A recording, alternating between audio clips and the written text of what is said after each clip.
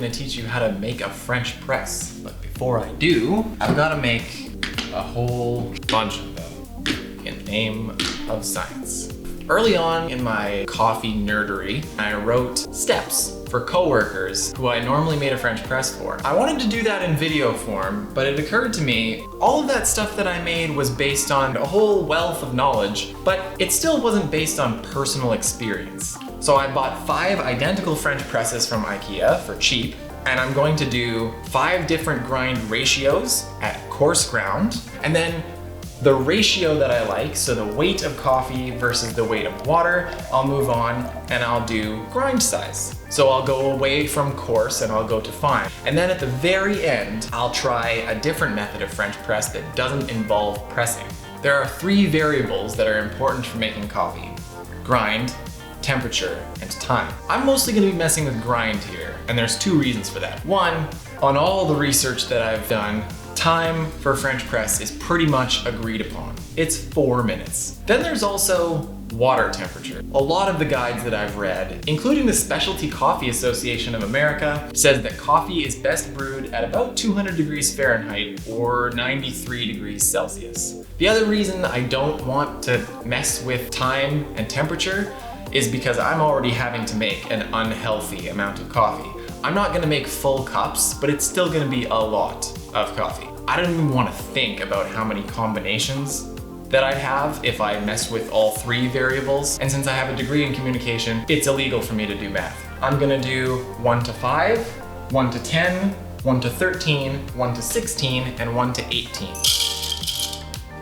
Oh no, I lost a bean.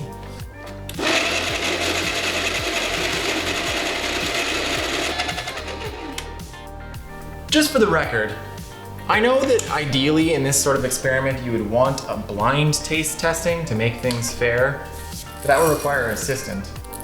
I don't have that. Sample size of 1. Okay, so now that my coffee is all ground up and measured in the vessels, I'm going to pour some water in. My kettle's at 93 degrees Celsius, which is perfect. Now I'm gonna put in 125 milliliters and 125 grams of water in each one.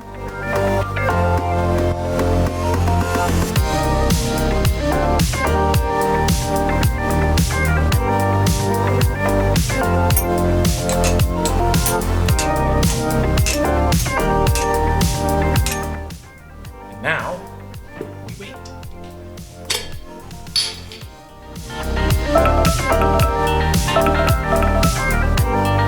Stop.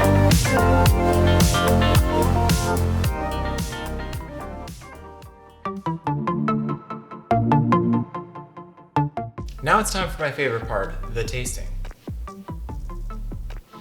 Ooh yeah, that's nice. That's got a really rich, oily texture to it. That's the thing about French press. Because there's not a filter like in, well, filter coffee machines or V60s, the coffee is thicker because it doesn't take as much of the oils away. A paper filter will absorb some oil. The body of the coffee will be a lot thinner. But if you want thick, punch you in the mouth coffee, French press is the way to go. Okay. It even smells weaker. This is 1 to 13, which is the recommended ratio. We've done really, really strong, stronger than anyone should make it. Quite strong. Happy medium recommended. Ooh, you know, it's got a nice mouthfeel to it. It's nice and oily. It is quite thick. It's still punchy. It's not as thick and punchy as the 1 to 10 is, but in the 1 to 10, you can definitely tell there's a little bit more in the coffee, and not always for the better. There's more sediment in that coffee. That's pretty nice. 1 to 16 and around there is around what I like to make my V60 coffee with, but also filter coffee on a regular machine. I keep pointing this way, by the way, because I have a filter coffee machine over in that direction. It's good. It's not as thick. It's funny, you would think with stronger it would get more unpleasant because it would make it more bitter or maybe more earthy, but oddly 1 to 16 actually tastes a little bit like dirt. It's not great. Okay, this is 1 to 18. This is real weak. Yeah, that's not good. Yeah, it's just weak coffee. Okay, So this one's out, for sure. Let's try these again. That's pretty good.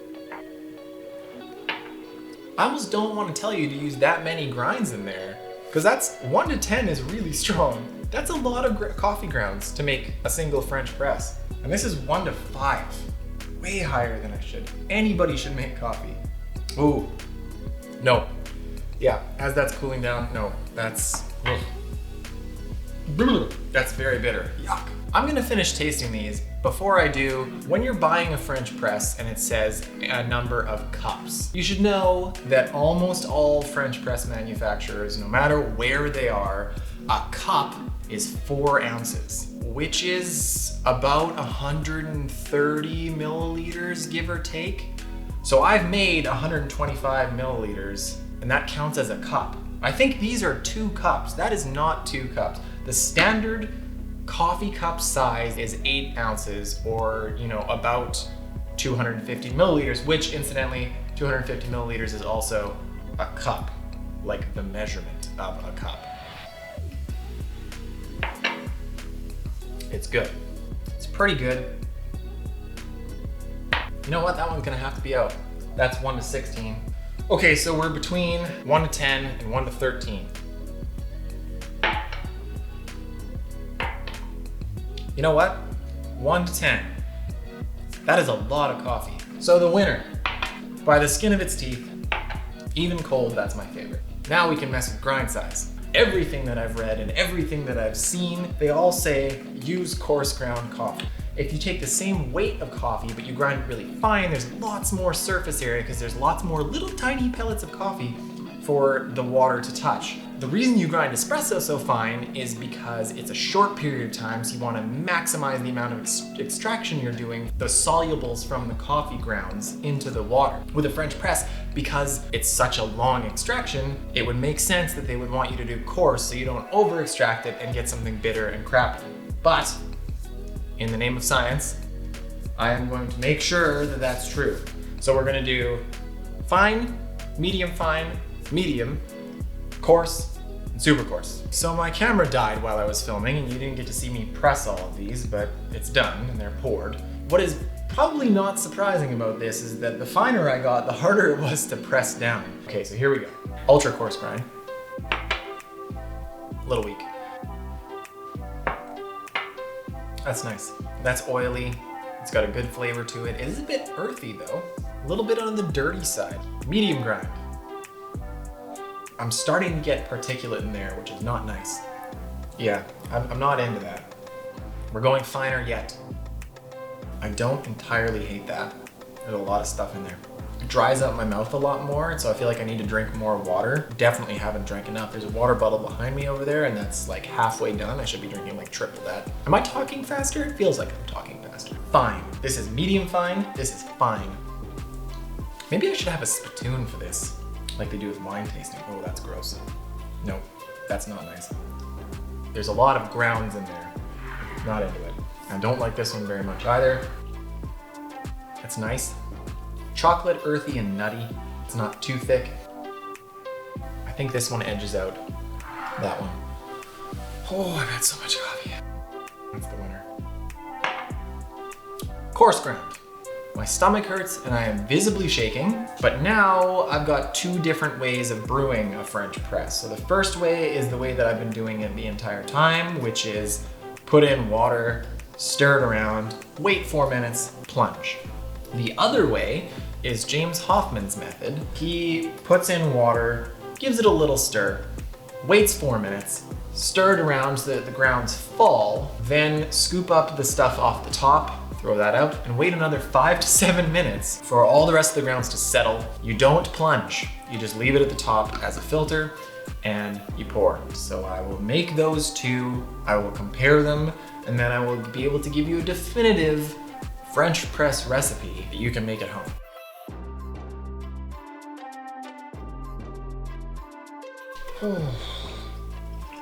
I might have drank enough coffee for tomorrow even. Jesus. The problem with the non-plunger method is that it takes a lot more time. One of the beauties of making a French press is that 4 minutes isn't very long, but when you add up the rest of the time it takes for the coffee to settle, it's a lot longer. 10 minutes instead of 5. Ground's bin over here. You scrape up the top stuff. Probably be going better if I wasn't so bloody shaky. I'm gonna split the difference and do a 6-minute timer. You know, there's been a lot of moving parts to making this video, but the hardest thing so far is that I've had to pee 3 times since I started filming. Can you see that? Probably not. It's pouring time. I'm just gonna put this up here, just up the top there, and lightly pour it. Okay, moment of truth. The plunge method versus the non-plunge method. Same grind, same amount of coffee. Here we go.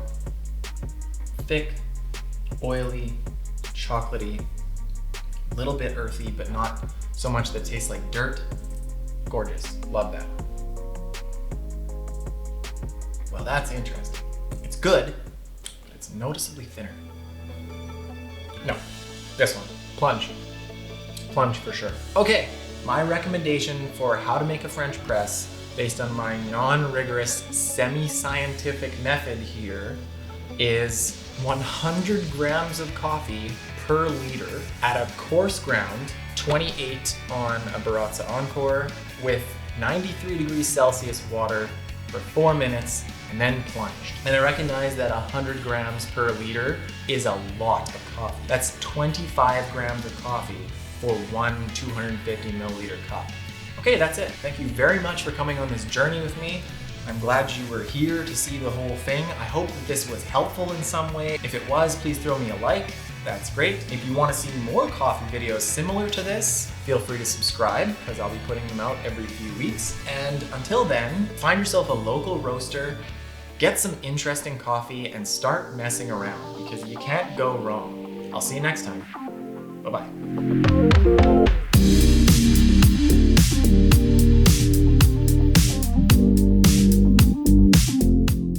You know what's funny? I had a double espresso before I started filming this video because that's what I do when I get up in the morning, so I'm wired.